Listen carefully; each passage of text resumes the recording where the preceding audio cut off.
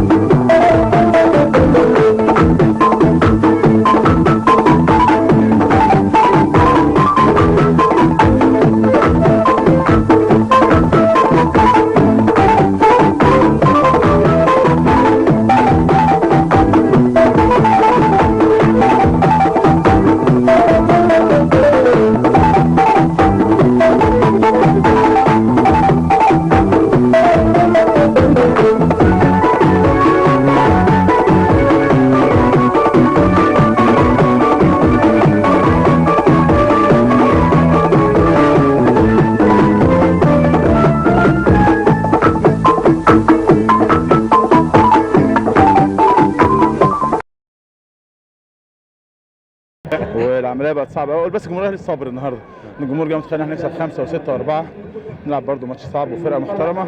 اتمنى ان شاء الله الجمهور يبقى يصبر علينا، اتمنى احنا نقدم ماتش كويس باذن الله. الماتش النهارده صعب يا كابتن شوبير. طبعا صعب.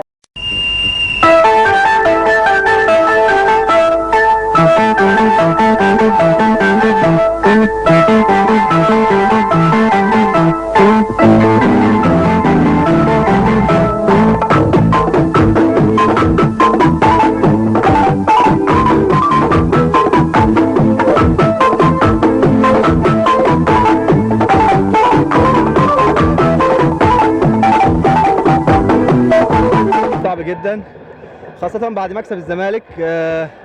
مفيش شك ان فرقة الألمونيوم فرقة كويسة بيدربها مدرب كويس زي كابتن أنور. عندهم 31 بونت في منتصف الجدول يعني.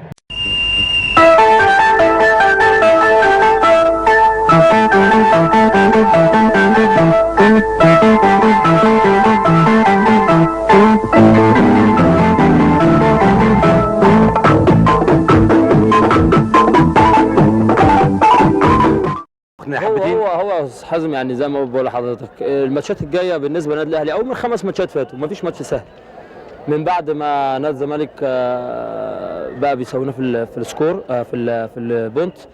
طبعا مفيش ماتش سهل، مفيش اي ماتش سهل بالنسبه لنا، كلها ماتشات كاس، واتمنى من ربنا سبحانه وتعالى ان احنا نكسب الماتشات الجايه كلها. فوده نجيب، احمد شرقاوي، المخرج تامر امام، وحازم الشناوي.